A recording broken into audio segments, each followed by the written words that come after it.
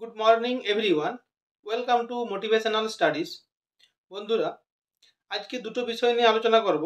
প্রথম বিষয় হচ্ছে ডাব্লিউবিসিএস 2024 এবং ডাব্লিউবিসিএস 2025 এর অ্যাডভার্টাইজমেন্ট বা নোটিফিকেশান কি একবারে আসবে, অর্থাৎ ফুল নোটিফিকেশান কি একবারে আসবে, এবং এজ ক্যালকুলেশন নিয়ে একটু আলোচনা করব। একটু কনফিউশনের সৃষ্টি হয়েছে, কারণ এখন যে কোশ্চেনটা উঠছে ডাব্লিউবিজেএস ওয়েস্ট বেঙ্গল জুডিশিয়াল সার্ভিসের অ্যাডভার্টাইজমেন্ট আসার পরে ডাব্লিউবিজেএস 2023 এবং 2024 নোটিফিকেশান একই সাথে বের হয়েছে।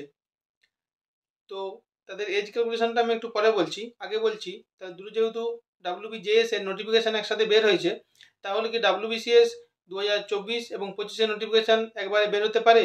তো সম্ভাবনা কিন্তু আছে বন্ধুরা, কারণ এখনও ওবিসি কেসের জন্য ডাব্লিউবিসিএস 2024 ইন্ডিকেটিভ অ্যাডভার্টাইজমেন্ট বেরিয়ে রয়ে গেছে। 20/11/2024 নোটিফিকেশানটা বেরিয়েছিল, অ্যাডভার্টাইজমেন্টটা বেরিয়েছিল, মানে ইন্ডিকেটিভ অ্যাডভার্টাইজমেন্টটা, এবং 2025 নোটিফিকেশান কিন্তু মানে অ্যাডভার্টাইজমেন্ট এখনও বেরোয়নি। তাহলে ডাব্লিউবিসিএস 2025 কিন্তু নোটিফিকেশান এতদিন বেরিয়ে যাওয়ার কথা ছিল অ্যাডভার্টাইজমেন্ট, তাহলে ফর্ম ফিল আপ হতো তারপরে। কিন্তু যেহেতু এখনও বেরোচ্ছে না, তাহলে দুটো পরীক্ষার নোটিফিকেশান কিন্তু একবারেই বেরোনোর সম্ভাবনা খুবই প্রবল রয়েছে। আর আমরা বলছি ডাব্লিউবিসিএস 2024 এবং 25 এজ ক্যালকুলেশনটা কীভাবে হবে।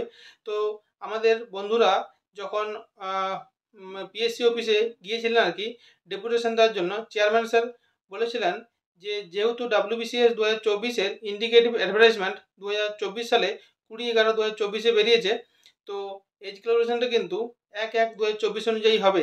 কিন্তু ওয়েস্ট বেঙ্গল জুডিশিয়াল সার্ভিসের যে অ্যাডভার্টাইজমেন্টটা বেরিয়েছে, সেখানে দেখা যাচ্ছে যে ইন্ডিকেটিভ অ্যাডভার্টাইজমেন্ট যেদিন বেরিয়েছিল সেই ডেট অনুযায়ী এজ ক্যালকুলেশনটা হচ্ছে। আমি আপনাদেরকে দেখিয়ে দিচ্ছি, দেখুন এখানে বলা রয়েছে ইন কোয়ালিফিকেশন আর কোয়ালিফিকেশনটাও in qualification clause date of advertisement means the date of issuing indicative advertisement, that is 28/12/2023 এবং 7/12/2024, অর্থাৎ 2023 এবং 2024 সালে যে অ্যাডভার্টাইজমেন্ট বেরিয়েছে সেই অনুযায়ী হচ্ছে, মানে ইন্ডিকেটিভ অ্যাডভার্টাইজমেন্ট। এখানে বলা হয়েছে ইস্যুইং ইন্ডিকেটিভ অ্যাডভার্টাইজমেন্ট। তো ইন্ডিকেটিভ অ্যাডভার্টাইজমেন্টটা আমি দেখিয়ে দিলাম। তো এইবারে দেখছি বেরিয়েছিল, এইবারে দেখছি এজ ক্যালকুলেশনটা।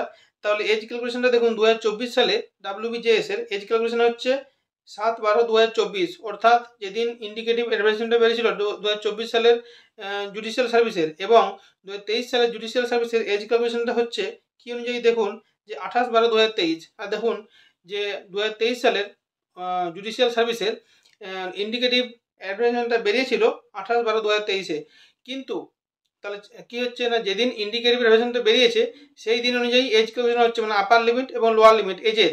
কিন্তু তাহলে চেয়ারম্যান স্যার বলেছিলেন 1/1/2024 অনুযায়ী ডাব্লিউবিসিএস 2024 মানে এজ ক্যালকুলেশনটা হবে। কিন্তু যেহেতু ডাব্লিউবিসিএস 2024 ইন্ডিকেটিভ অ্যাডভার্টাইজমেন্ট বেরিয়েছে 20/11/2024, তাহলে এজ ক্যালকুলেশনটা কীভাবে হবে?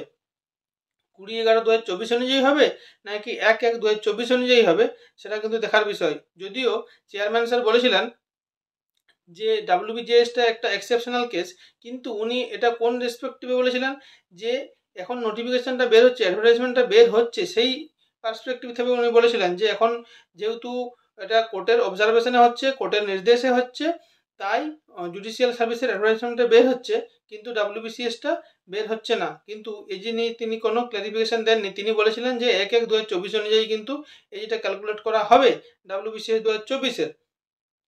আর বয়সের ছাড় ব্যাপারে যে এজ রিল্যাক্সেশন, সেটা তো উনি বলেছেন যে পারে গিয়ে কথা বলতে হবে, ওখানে গিয়ে ডেপুটেশন দিতে হবে। তো আপনারা আগের ভিডিওটা আমি করেছি, এটা দেখে নেবেন, তাহলে বুঝে যাবেন। তো যাই হোক বন্ধুরা, তাহলে দুটো বিষয়, এখন একটা বিষয় তো ক্লিয়ার হয়ে যাচ্ছে যে ডাব্লিউবিসিএস 2024 এবং ডাব্লিউবিসিএস 2025 নোটিফিকেশান একসাথে আসতে পারে, সম্ভাবনা খুবই প্রবল রয়েছে।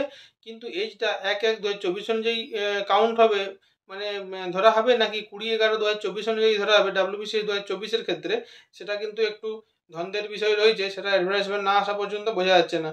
তো যাই হোক, এটা নিয়ে চেয়ারম্যান স্যার বা কিছু যদি আমি জানতে পারি, আমি আপনাদেরকে জানিয়ে দেবো। আপনারা আমার চ্যানেলটা সাবস্ক্রাইব করে রাখুন।